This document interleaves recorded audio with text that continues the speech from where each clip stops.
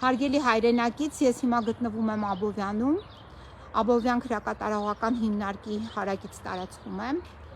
Արդեն երևի 40 րոպե ինձ թույլ չեն տալիս, որպեսզի ես կարողանամ իրավաբանական օգնություն տրամադրել Լիլիթ Աղեկյանին։ Պարզվեց, որ այստեղ քննիչ է ինչ-որ աշխատում Լիլիթ Աղեկյանի հետ, նոր քրեական մեղադրանքի ներքո, այսինքն նոր քրեական մեղադրանք են ցանկանում առաջադրել Լիլիթին եւ նորից ինչ-որ պաշտպան են ներգրավել, ով է ինչ է պարզ չէ, Լիլիթը պարզ է, ոչ մի հանրային պաշտպանի չի ճանաչում, ասեցին ինքը պաշտպան ունի եւ ձեր կարիքը չունի, հետեւաբար հասկանալի է, որ խնդիր ունեն, եթե մարդիկ ուզում են իրոք ինչ-որ մի հանցագործություն բացահայտեն, ապա պաշտպան ունենալու իրավունքը դա սուրբ իրավունք է եւ այդ իրավունքը պետք է տրամադրվեր Լիլիթ Աղեկյանին, մինչդեռ այդ իրավունքը չեն տրամադրում եւ այստեղ փաստորեն էլի ինչ որ գործեր պետք է կարեն, գրեն եւ այլն, հասկացան, որ այն խուժանությունը, որ գրել էին, կարել էին, այն փնթի,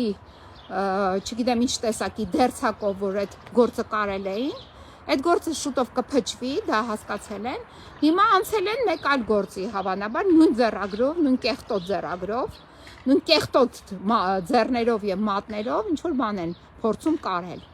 Սա է ուղղակի ձեզ տեղեկացրեցի եւ իմ փաստաբան գործընկերներին եմ դիմում, որպեսզի նաեւ իրենք ինձ օգնության հասնեն, որովհետեւ սա արդեն համակարգային խնդիր է, հենց այնպես խնդիր չէ։ Հետեւաբար, եթե ինձ այսօր չեն թողում, որ ես իրավաբանական օգնություն ցուցաբերեմ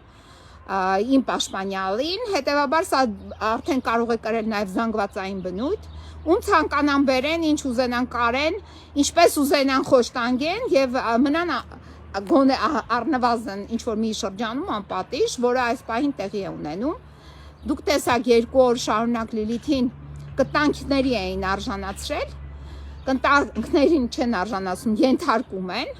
ենթարկել եւ հələ դեռ որևիցե մեկը պատասխանատվության չի կանչվել, իսկ քննչական կոմիտեի ինչ որ նախագահ Արտուր Պողոսյանն էլ ուղղակի կեղծիք էր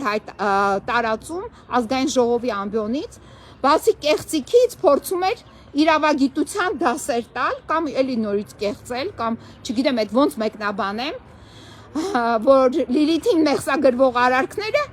նա մեկնաբանում էր որպես ծանր հանցագործություններ, իսկ մինչդեռ Լիլիթը իրավաբանները շատ լավ կհասկանան, մեղադրվում է 297 հոդվածի առաջին մասով, այդ կեղծ մեղադրանքը,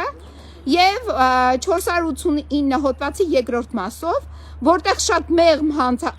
պատժամիջոցներ են, առավելագույնը 2 տարի ազատազրկում է նախատեսում, այսինքն հասկացողը կհասկանա, որ ազգային ժողովի ամբիոնից մեզ ուզում էին ապացուցել, չգիտեմ իրավաբաններին էր ուզում այդ տղան ապացուցի, թե ում էր ուզում ապացուցել, որ այդ հանցակազմները ծանր հանցագործություններ են։ Այսքանը։